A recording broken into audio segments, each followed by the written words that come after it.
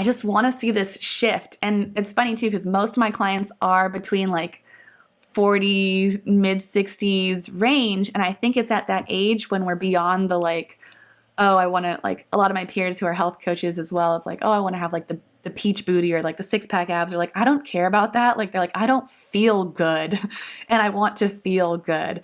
I don't want to end up with the chronic diseases that I've seen of my family. And so it's at that age where it's like, things are off and I need a shift. And what I try to communicate to that community and encourage is, yes, you want that shift because, and it is possible, period. Like, you can increase your vitality as you move from this point. Welcome to the Natural Health Matters podcast, where it's all about maximizing your health potential so that you can look and feel your best at any age. I'm your host, David Sandstrom, naturopathic doctor and biblical health coach, and this is episode number 88.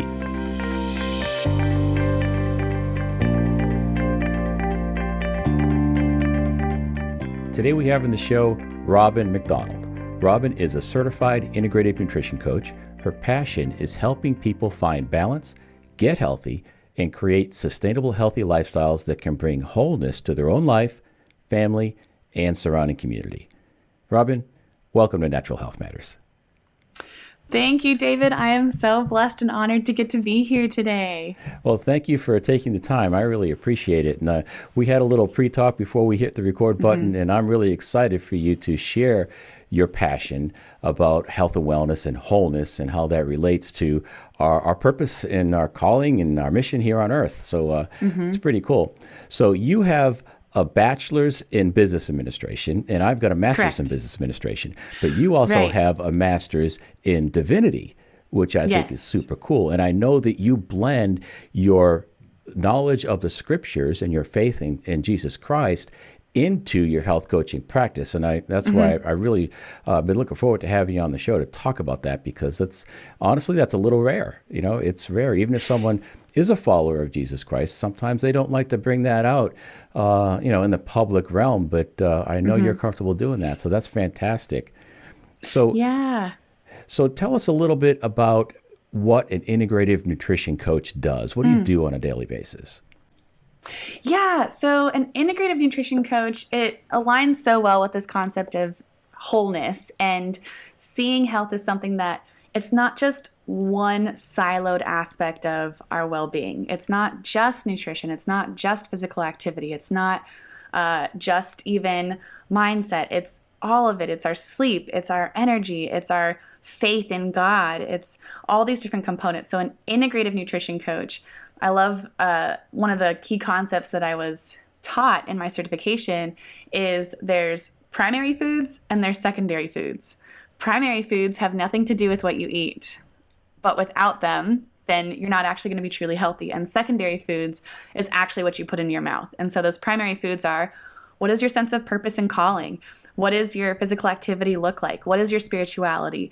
What are these, different components that if we have those out of whack, affect what we're eating and why we're eating things. So that's kind of the perspective behind integrative nutrition coaching. I'm thinking about the passage when Jesus met the woman at the well. The disciples went out to get some food, and they came back and they said, "Rabbi, eat." And he said, "I have food that you don't know anything about." Yeah. That's such a great parallel. And it's so true, because even when we think about consuming Christ, my mind's going all over the place. My mind goes to even thinking about communion, or some call it Eucharist, or the sacrament of that. And we're eating Christ's body and blood, like we're consuming Christ. And so we have this very tangible thing that has to do with what we eat and drink. And I love that Jesus chose something like eating and drinking to remember him by. It's something that we get to do every day. And so as we think of consuming food, nutrients, that's the same parallel he wanted to draw through consuming him and who he is and what it means to become like him and be transformed into his likeness. Right. So everyone knows, it's quite obvious that we have nutritional needs, right? We need vitamins and minerals and protein, carbs, and fat and all that, but we also need spiritual food as well. Yes. And you can't separate the spiritual component of a human being from their body. We are spirit, No. we have a mind, and we live in a body. And all three parts of the human condition are interconnected and interdependent. So if our spirit is starving for nutrition, that will impact our mental emotional condition, and that will impact Totally. our physical condition, because our minds send instructions to our brains and our brains run our bodies. So it's all tied together. We can't afford to ignore any of it. Nutrition No. is massive. It's huge. Exercise, sleep, all those basics are really big. But I think so often health coaching misses this part of the other two components of being a human being, the spiritual connection with God and others, and the mental emotional component as well. So before we get too far into that, I would like to Yes. ask you a question that I enjoy asking everybody on the show. And Okay. oftentimes there's an event in a person's life that caused them to become more interested in natural and holistic health. Is that true for you? Yes, such a good question. So I've always wanted to be healthy. I think most people want to be healthy. We just don't know how. And so growing up, bless my precious mama, she didn't know, I didn't know. We were the standard American diet to the T. If it wasn't like shake and baked, deep fried, covered in cheese, some sort of pasta, like I wasn't eating it. If it wasn't Kraft macaroni and cheese, don't try and give me none of the, generic stuff or whatever. So, Right. The Hot and Pockets. oh yeah. I liked there was like a lean version that I thought was, better, right? Oh, yeah, So, used to eat all of that stuff. I hated vegetables. I was actually a really picky eater. So a lot of people who knew me as a kid and know what I'm doing now, and I'm like, make sure that like you're having a diversified diet and like eat your vegetables and quality meats and stuff. And they're like, Robin? Is that Robin? Yeah. Yeah. They're like, what do you really? But yeah, I was super picky, very much about all of those kinds of foods, didn't know any different. And the interesting thing is, in hindsight, I can be like, oh yeah, like my immunity was totally lowered. I like struggled with things, but at the time it just seemed normal. I didn't make any connections to my diet or anything like that. But because I was a fairly active kid, I was always kind of involved in sports and stuff. I didn't gain like an excessive amount of weight or anything. So there was nothing to really catch my attention to change my lifestyle, particularly with regard to nutrition, until college. So my sophomore year of undergrad, I ended up getting just a terrible full-faced acne just blowout. And it wasn't just like, oh, like I've got a trouble area on my chin or like my forehead. It was like chin to forehead, ear to ear acne. And I never had acne in middle school or high school. And so I was super embarrassed. I felt very insecure. I didn't want to say hi to people that I had met in my freshman year. I was just kind of doing the like cover my face, like don't look at me, like trying to cover it with makeup, but you can't because the bumps are still there. Yeah. And yes, I went to the doctor, and the doctor prescribed me like 3 different medications. I got an oral, like an antibacterial, and then 2 different topical things. And so I wanted to get rid of it. I was willing to do anything. And it's funny because I was also trying to find just the right acne like regimen. That was when like Proactive and all those different things were popular or whatever. Right. And I had a friend who was involved in a nutrition company was like, what you eat actually affects your skin a lot more than what you put on it. And I thought that was the dumbest thing I'd ever heard. I was Wow. like, why would what I eat that goes into my stomach have anything to do with my face? And I was like, this guy. So I ended up using the stuff the doctor gave me. And the thing is, it worked. So I started to see like it was clearing up. The bumps were going away. The redness was going away. I was like, oh, finally. But I noticed something. When I would wipe my hands on my towel after I put the stuff on my face, it would bleach my towel. And I thought, it's probably not a good thing to keep putting something on my face twice a day that bleaches towels. And this was Do you without think? any like health training or anything. Yeah. So just kind of had that like, I don't know about that. So I started to try to wean myself off of it. But then if the acne started to come back, then I would, freak out and start using it again. And so finally, I started to delve a little bit more into like trying to eat healthier and clean. I was partially motivated by the fact that by that time, it'd been several years and I was about to get married. So I wanted to like, get healthy, lose weight, whatever. But so for me, that was a big turning point for delving more into nutrition and seeing the benefit in my own body. So I also gained like the freshman 15 that turned into the grad school 20.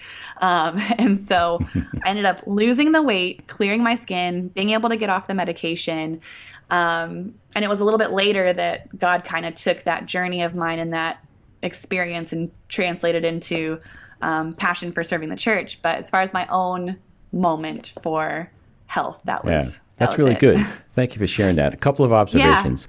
When you go to the doctor with a health problem, you can call it symptom relief or reductionism, but they often will prescribe some medication for whatever's ailing you. Right. And the trouble is, you don't have a headache because you have an aspirin deficiency. And you didn't have skin trouble because you had an ointment or some type of antibacterial soap deficiency. That wasn't the answer. So you needed to build more health in your gut, and that just naturally cleared your skin up. One of the things that I want to explain about the gut-skin connection is that our skin protects us from the outside world, right? Our skin is covering our body and it covers our organs and it protects us. Well, the gut does the same thing. The alimentary canal that starts in the mouth and goes all the way through the stomach and the small and large intestine and out the other end. It's all connected. It's a tube. And it actually is, even though it's inside the body, it's still doing the same function that the skin does, and that is protect us from the outside world. Because the outside world gets in when we eat, right? So if you have an imbalance in your gut, it will often manifest in skin conditions. So that's the place to go if you're dealing with any kind of a skin issue, whether it's psoriasis or acne or just dry skin, whatever it is, cracking nails or, those types of things. Look at the gut, strengthen the gut, because that's a clear indicator that whatever's impacting your gut is going to impact your skin as well, because they're very similar organs. Yes, absolutely. And again, it's so funny that I thought that made zero sense when my friend mentioned it. And there was a ton, based on the stuff I was eating, and I feel like it was pretty bad when I was a kid. It was also pretty bad in college and grad school because it was a lot of like the sugary lattes and a scone plus Del Taco plus Panda Express, like whatever was like kind of cheap and like, so I probably had leaky gut. I didn't have any specific diagnosis or support from any kind of natural medicine professional, but I'm sure pretty easy to figure out, right? Yeah. You didn't need a PhD to figure that one out. Yeah. No. The skin was good. Very much upset about it. So moving on, I want to ask you something. Let's talk about what the Bible says about what we're supposed to eat. Now, the truth is, I've studied the scriptures, Old and New Testament. The Bible is pretty vague when it comes to what we should and should not eat. There are some specific guidelines in Leviticus, but there are, and I have a lot of Christian friends that believe that the Bible teaches that we should be vegetarians. And there's a passage in Genesis that talks about that. I'm sure you're familiar with that passage, right? Genesis 1:29. God said, "See, I have given you every plant yielding seed that is upon the face of all the earth, and every tree with seed in its fruit. You shall have them for food." Boom. And if you stop reading right there, it's like, well, there you have it. Human beings are created to be vegetarians. It's plain as day. Well, how could you think otherwise? In the creation narrative. Yeah. Well, that's true at that point in time. But if we turn a couple pages to the right in Genesis, and in Genesis chapter 9, it says this, starting in verse 2. This is when Noah and his family are emerging from the ark. God says to them, "The fear of you and the terror of you will be on every beast of the earth and on every bird of the sky, with everything that creeps on the ground, and all the fish of the sea. Into your hand they are given. Every moving thing that is alive shall be food for you. I give all to you as I gave the green plant." So Also very straightforward. pretty Yeah. straightforward. There was Yeah. definitely a shift going on. Something happened, and now, I mean, I think we can see a clear teaching from the biblical account that human beings are designed to be omnivores. We're going to consume both plant-based and animal-based products in order to round out our nutrition plan. Now, is that what they taught you in school, or did you learn something different? Yeah, I mean, so the cool thing about the certification that I did that I appreciate is they exposed us to over 100 different dietary theories. So they gave the case for veganism, for vegetarianism, but they had, as far as like the carnivore diet, they also had, and everything in between. But from what I've taken upon myself for further research and just even with working with clients, consistently I found that when we've got healthy quality meat from good sources, grass-fed, pasture-raised, we've got, and even too, like looking at making sure that the vegetables that are being consumed by clients aren't, in some way aggravating them. Because sometimes, with the anti-nutrients and whatnot in plants, some people just don't do well with certain vegetables. And so finding the ones that aren't aggravating them. But all that to say, I found having both present and finding what works for that individual is really what yields the best success. And at the end of the day, looking at those whole food options versus the highly processed stuff. Yeah. So I'm curious, how do you determine, when you have a client, how do you determine what foods are bothersome for them? Do you do blood work? Do you do any kind of energetic testing? Do you do elimination diet? What's your process? Yeah, so I do have testing options. I usually one of the biggest goals that I have for my clients is to cultivate awareness. I want them to get really in tune with their bodies. I want them, and also really in tune with their thoughts, right? From the wholeness standpoint, it's often those underlying beliefs that, despite having the desire and intention to make healthy choices, we don't, because there's those thoughts and beliefs there. So big overarching thing, let's get you really aware of your thoughts, and let's get you really aware of how your body feels based on certain foods you put in. And so across the board, a lot of times clients, they're trying to eat healthy and well, and then I have them send me pictures of their food. We look at labels and everything. It's kind of like, okay, so I see some red flags here based on this. Let's, when you eat that, next time you have it, check in with yourself. Like, how does that make you feel? And what's your energy like? What's your energy like right after? What's your digestion feel like? Do you feel bloated? Do you find yourself feeling more fatigued? Do you feel yourself actually feeling a little more inflamed? Or how do your joints feel? And so a lot of what I do begins with just that. Let's learn to ask the right questions and check in with ourselves and see how that feels. And if we can kind of create a protocol that works based on that without the testing, if we can see improvement, then that's generally my first route to go. Obviously, testing can be costly or whatnot. And so, though it's awesome to have the data and I love when they actually do it, but if I can teach them that, that's going to set them up long term, even beyond working with me of like, okay, I'm feeling this way. I learned these questions. I now have a better sense of how my body responds to different things. I can figure this out, so. Really good. I love that.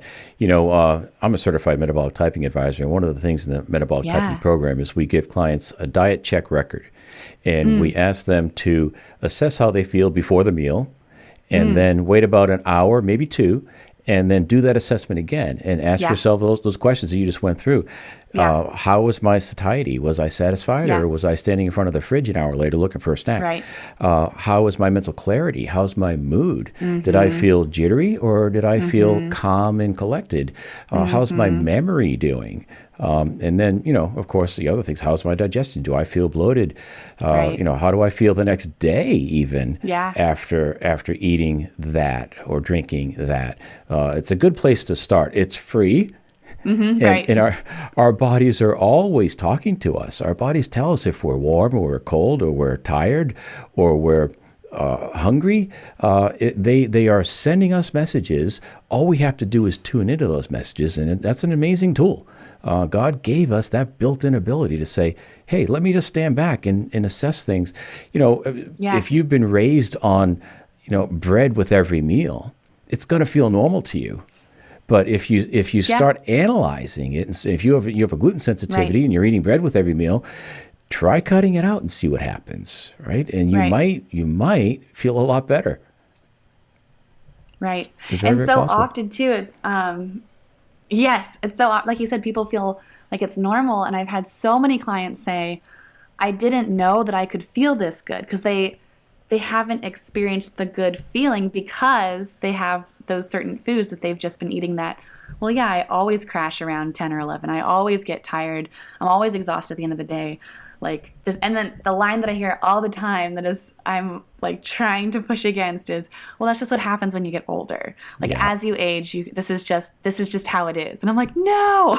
Yeah. And so being able to really push against those beliefs, right? And like you said, like ask those questions. Let's test that. Let's see, like, is it possible for you to increase your energy and to feel, clear, unbloated, just well, Yeah. Yeah. when we ask those Well, questions. yeah, a lot of the things that people experience, they might be common, but they're not normal. I remember Yes. doing a speech at Whole Foods, and I made the comment that nobody's supposed to die of a heart attack. And this gal pulled me aside afterward, and she said, "Doesn't that depend on how old you are?"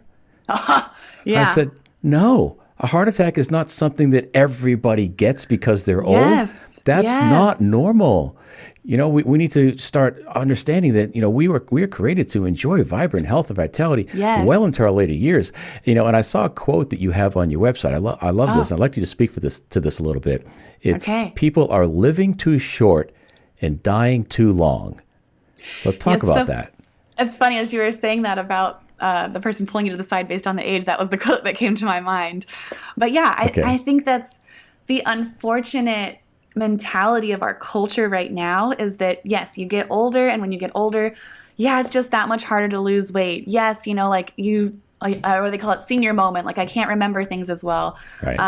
Or, oh yeah, like your body hurts. Like, that's cool that you do your workouts and stuff, Robin, but like once you hit whatever age, like then you can't. And I think in a lot of ways, I want to speak to the mentality of what's possible for our bodies, but I also want to speak to the mindset behind it. I think in a lot of ways, we justify and create reasons and conclusions about our experience in some ways because I think and I would say even more so in the Christian circle I've seen with my clients, because most of my clients are Christians, is there'll be a shame element of like, I'm heavy, I have these diseases, I have this going on, like, and so there's this like subconscious or like quiet voice in the back that's kind of like, well, this is your fault, like you're lazy, you're this, and those are those like enemy thoughts that are like kind of taking precedence. So to kind of alleviate the burden, to push those thoughts away, it's like, well, if I just conclude that this is normal and I look around and I see that majority of my community is experiencing the same thing, then I don't have to feel like I'm doing anything wrong or there's anything abnormal about what's going on with me. It's just what happens when you age. And again, the hope that we have in Jesus, the design we have in how God created us just does not align with that. And we see, this idea of, you reach this certain age and then your health just declines until you die. It's like we start to, what they say, 1 foot in the grave. We're just like starting to climb on in there and Right. accept that that's the process. And it doesn't line up biblically. It really doesn't, especially when we look at the life of Jesus. And, he healed. The biggest part of his ministry was healing, period. You look at, different verses that say, and everyone in that town was healed, which I'm like, was that a big town? Like, like how long did that take? Like, was Yeah. there not a lot of sick people there? But nonetheless, Yeah. like, Good questions. yeah, I'm so curious. But nonetheless, we see it's a significant portion of time. And if physical health didn't matter, if there wasn't a more for our bodies, then the Son of God was wasting his time. And I'm pretty sure you, David, everybody listening would agree that Jesus wasn't wasting his time on anything. Like he knew That's right. exactly what he was doing. He And was so on mission. totally. And so looking at this, I just want to see this shift. And it's funny too, because most of my clients are between like 40s, mid 60s range. And I think it's at that age when we're beyond the like, oh, I want to, like a lot of my peers who are health coaches as well. It's like, oh, I want to have like the peach booty or like the 6-pack abs, or like, I don't care about that. Like, they're like, I don't feel good and I want to Right. feel good. I Yeah. don't want to end up with the chronic diseases that I've seen of my family. And so it's at that age where it's like, things are off. and I need a shift. Yep. And what I try to communicate to that community and encourage is, yes, you want that shift because, and it is possible, period. Like, you can increase your vitality as you move from this point. Absolutely. What we believe has a way of becoming reality. Our expectations have a way of translating into our reality. And one of the metaphors I love to hear, I wish I had thought this up, I didn't. I learned this from a guy named Reed Davis, who teaches the Functional Diagnostic Nutrition Program. Oh, But cool. our lifespan, most people think of it as something similar to a flashlight. When we're young, the flashlight has fresh batteries and it's shining bright and everything's cool and everything's great. But then slowly over time, the light starts to get dimmer, and then eventually it gets barely recognizable till one day it goes out. And people relate our lifespan to that. Whereas Reed says our lifespan is designed to be more like a candle. You light it, it burns full, all the way down to the very end, and it flickers a couple times and goes out.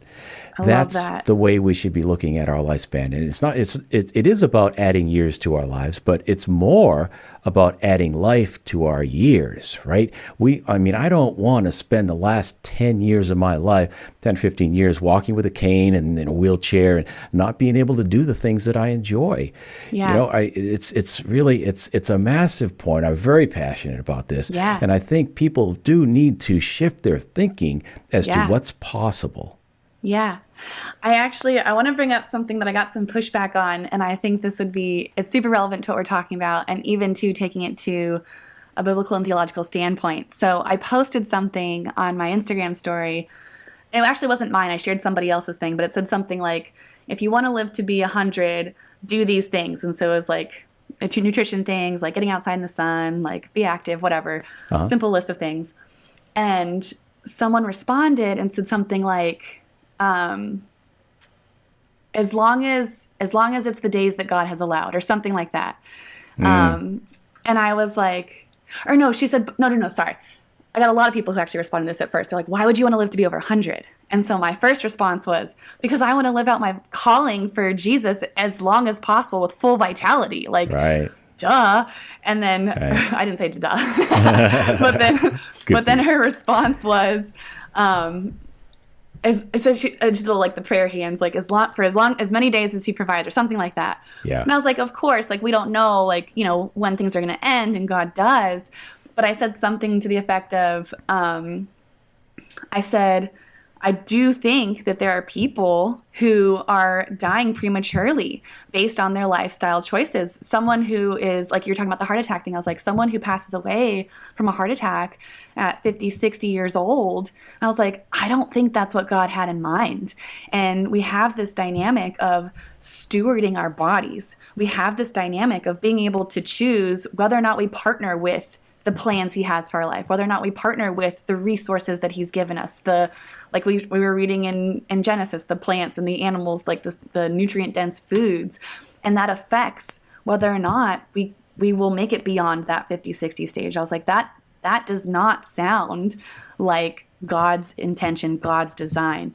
And then we went back and forth, and she was like, it got into like a sovereignty thing and like all this different stuff. But at the end of the day, I was like, and I know there's different views within different denominations and whatnot on how that plays out. I was like, at the end of the day, what we can all agree on is we've been given this body, this life, this calling to steward. And so it does not make sense to not prioritize our health and to be intentional with cultivating as much vitality as possible for the time that we have. We can control what we can control. We can't control what we can't control. And at the end of the day, we're learning to be more and more submitted to Christ, learning to be more and more dependent on him. And part of that dependency enables us to have the grace to make those healthy choices. Yeah. Excellent. That's really good. I got all these verses kind of swimming around in my head right now. Yeah. I'm thinking about what you said earlier about Jesus spent a great deal of time in the Gospels healing people from infirmities and feeding them. Right? So why do you think that was? He had 3 years from the start of his ministry to when he went to the cross. He had 3 years, which was not an awful long time. No. Right? So he didn't waste any moments. So why do you think it was that this was such a priority to him? Yeah. Great question. Yeah. I mean, I think that's just some for anybody to just take away and think about for a second. Like, Yeah. I know it's a bit of a deep thought, but I would suggest that he knew that he had a message that would absolutely revolutionize their lives, not just here on earth, but in life in eternity, right? So, but in order to receive that message, he didn't want people distracted with, back pain or, their leg pain or you name it, fatigue, mental fog, any of those things were going to get in the way and serve as stumbling blocks to them living the life that he had for them. In Luke chapter 4, Jesus quoted from Isaiah 61 and said, I have come to bind up the brokenhearted and set the captives free. So he wants to set us free from not only sin and death, that's part of it, that's awesome, but set us free from anything that hinders us from living the life that he's created us for. Ephesians 2:10. We are his masterpiece, created in Christ Jesus for good works that he prepared ahead of time. So you and I, we're all here for a purpose. God has a plan and a purpose for our lives. And when we are sick and infirmed and we're not capable of the basic things where we're spending too much time dealing with health issues, that is a way of robbing us of the life, the abundant life, John 10:10, that he came to bring. Right. So that's for me, that's the reason why Jesus spent so much time healing, because it's super important. He wants to make us more whole. He doesn't want to save us from our sins and let us just struggle through life the way we were. He wants to see us transformed, Romans 12, to be transformed by the renewing of your mind and become more whole as human beings. Yeah. So many things came to mind for that. One, the Romans 12 reference. I love the passage referring to the transforming of the renewing our minds, because in that same passage is talking about the desires of the flesh. It is referring more so to like sexual sins and whatnot, but at the end of the day, we get to realize there's a connection between the mind and the body. Yep. The other thing that I was going to bring up John 10:10. I was like, oh yeah, like in your book, you mentioned so much about John 10:10, which by the way, your book is amazing. And if you guys are listening, you've been following David and you haven't read his book yet, I highly recommend it. Thank you. And of course, and just that being such a powerful driving, like such a great verse to place this concept of wholeness and health within of what Jesus is saying his purpose of coming was. And I did want to touch briefly on Leviticus based on what you're saying for this calling and how the what we eat matters. And so one of the big things that I think we get from Leviticus, and let's all be, I don't think anybody listening is going to be like, oh, good, Leviticus. Yes, my favorite. I'm so I've excited. been waiting for a podcast on Leviticus. Yeah. I'll be honest, I have not personally spent a ton of time in it, but the one part that I enjoy looking at and thinking about is the food laws. Now we think about, at that time, the Israelites, these were God's, and still are, God's chosen people. Their calling, their purpose, as had been given to them by God, was to be a blessing to the world. They were essentially meant to reveal God to the world. And so you've got this, I don't know, it was a large group of people, but it wasn't that large in terms of like other nations and whatnot. So this is this tiny group of people, relative tiny, who are called to be literally the people and evidence of God to the world. Why would food laws be so important? But when we look at those food laws, we look at those different dynamics of don't eat pigs, don't eat shellfish, don't eat the scavengers and all those different things.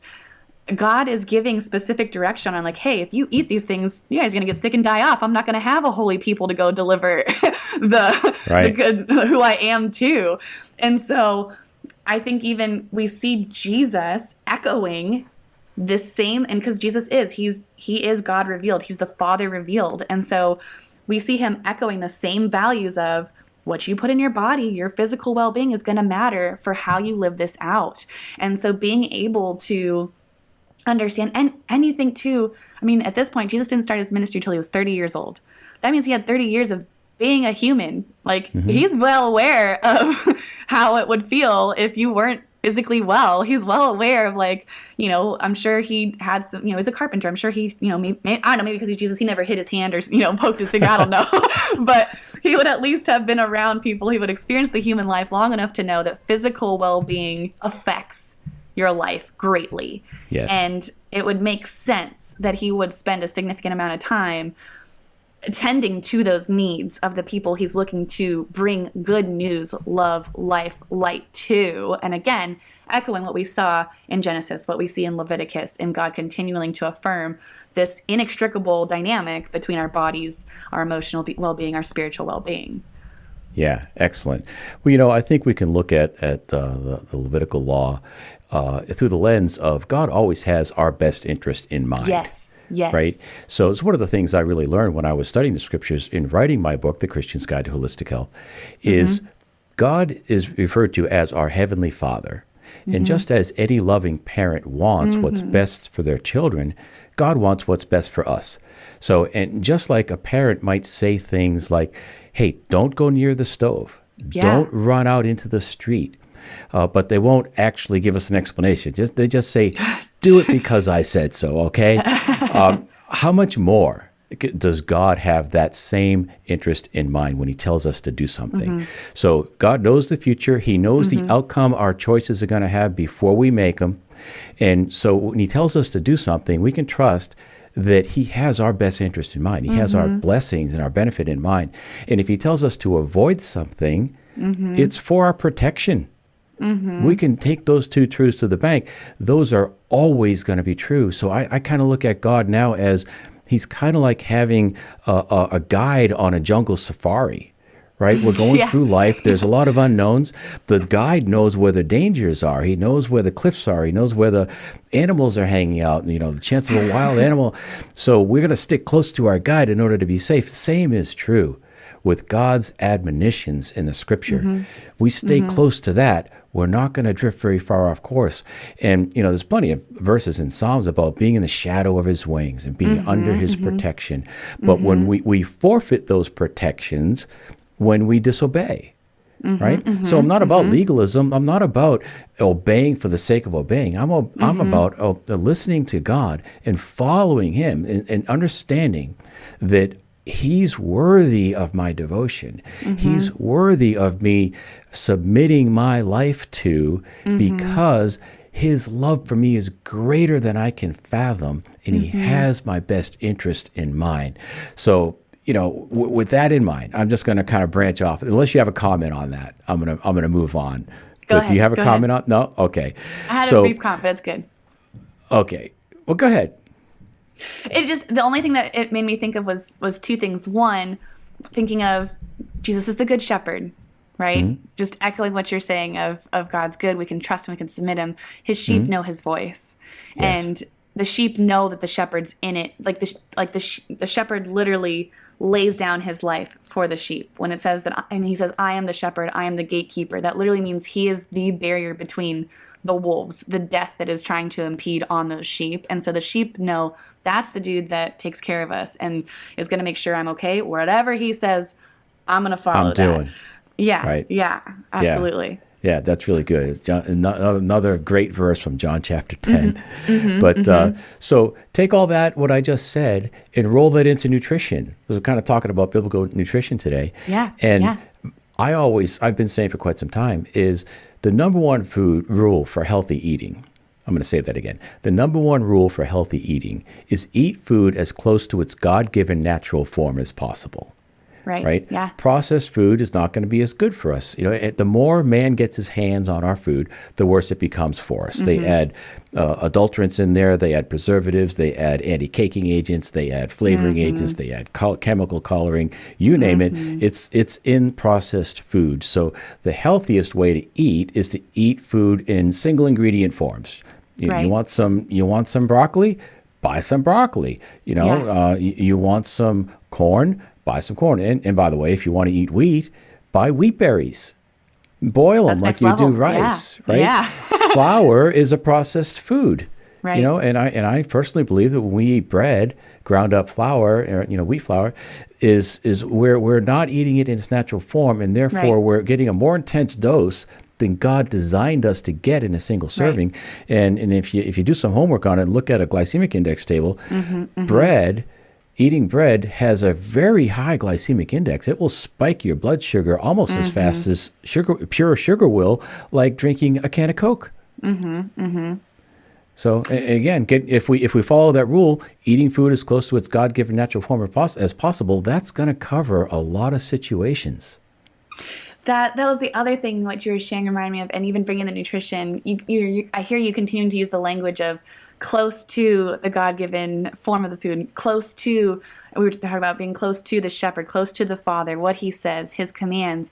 And it's really cool too, even just the model of following a rabbi is that literally if you were a good disciple, if you were following the way it's intended, you were eating the dust from the feet of the rabbi. Like you were following that close. Anything that the rabbi did, you're following them around. Like if they went and like grazed their hand on some, I don't know, some wheat or something, like then you would go and you would graze your hand on the wheat. If they bent over and took a sip out of the well, you would bend over and take a sip out of the well. That was the kind of following that existed when there were disciples following a rabbi.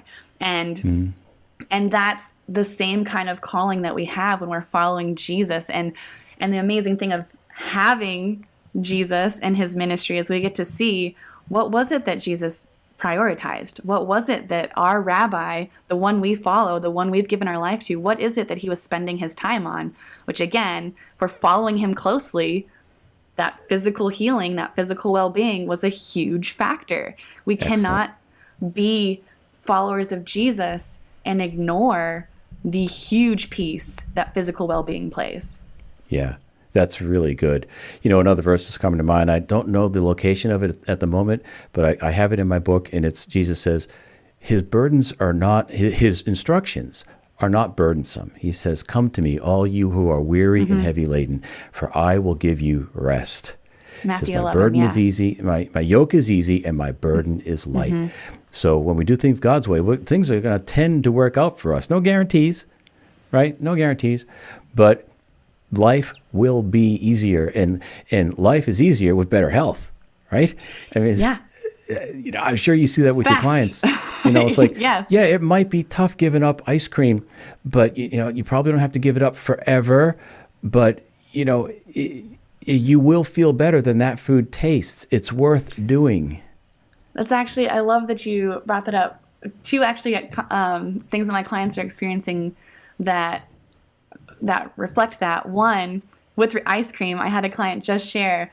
She was like, yeah, my family went out to ice cream and I didn't choose it. And I tell my clients, I was like, you can eat whatever you want. I was like, the question is, what's in alignment with your calling and what is going to serve that calling? So I always say, I want to live to be over 100 with full vitality to play with my great-great-grandkids.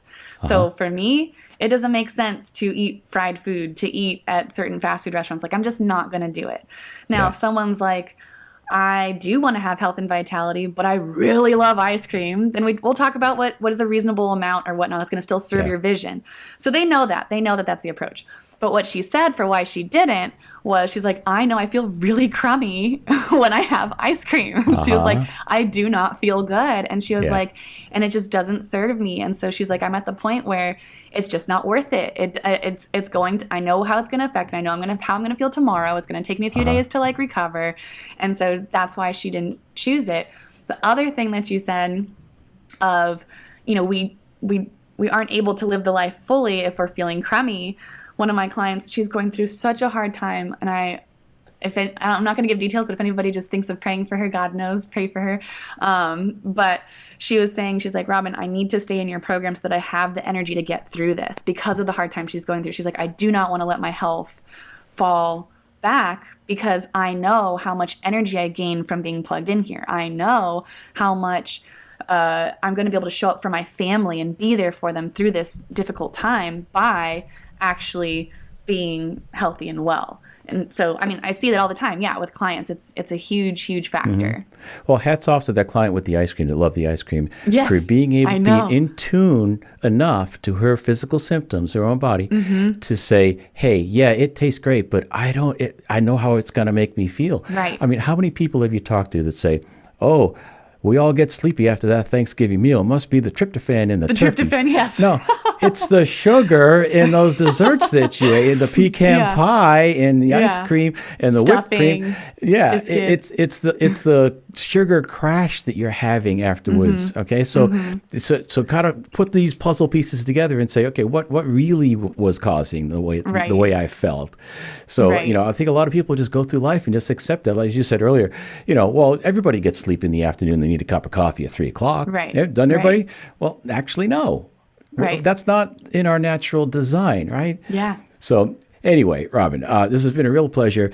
I want to ask you a couple more questions. Sure. If somebody listening could only take away one thing from this conversation, what would you want them to know? I just did a talk on health with some high schoolers on Sunday at a church. And I said, my 2 intentions for you are this: before you walk out that door, I was like, 1, that you're stoked about healthy living. And I was like, 2, that you know what to do. And one of the biggest things that I emphasized with them, I was like, and I told them, I was like, if there's nothing else you take away from today, or there's nothing else you remember to do, I was like, please spend time allowing the Lord to reveal to you how important your life is. Please spend time allowing him to reveal why you being healthy matters to show up in all the ways he's called you to.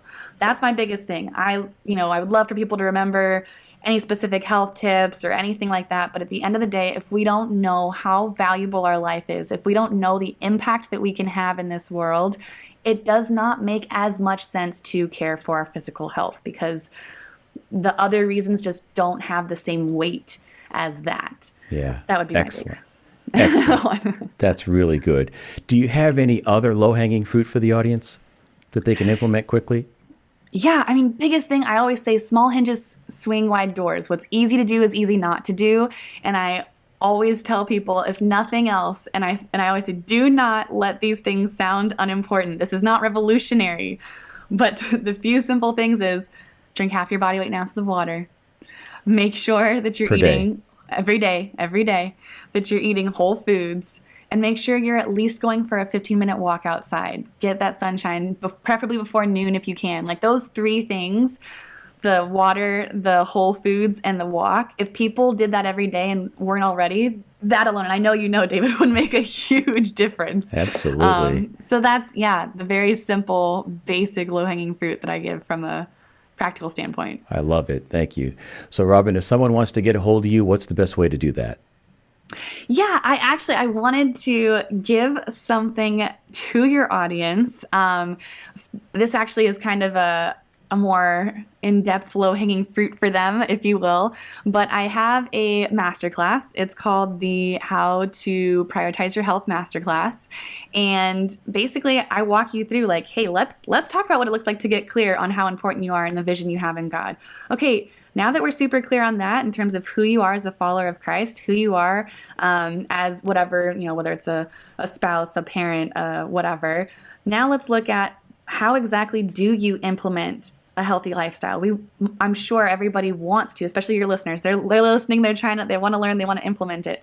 This class is meant to show you exactly how to organize your schedule, super simple recipes, walk you through, okay, let's take this desire to be healthy, let's take this clarity on your vision and your calling, and let's look at what it takes to just implement this. So I would love to offer that, if that's okay with you. Absolutely. Do you have a link for that? A website link?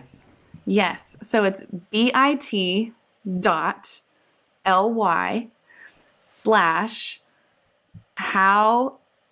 capital H, number 2, prioritize health, capital P and capital H. So that's bit.ly/how to prioritize health, all capital letters, and the number 2 for the 2. Okay, very good. And I will be sure to put that in the show notes as well. Awesome. Robin, thank you so much for being here. I enjoyed this conversation. It's a real blessing. I did too. Thank you so much for having me, David. For more, go to the show notes page at davidsandstrom.com/88. There you can find audio as well as a video version of the podcast. I always include a downloadable transcript and some type of a content upgrade to help you go deeper with that episode.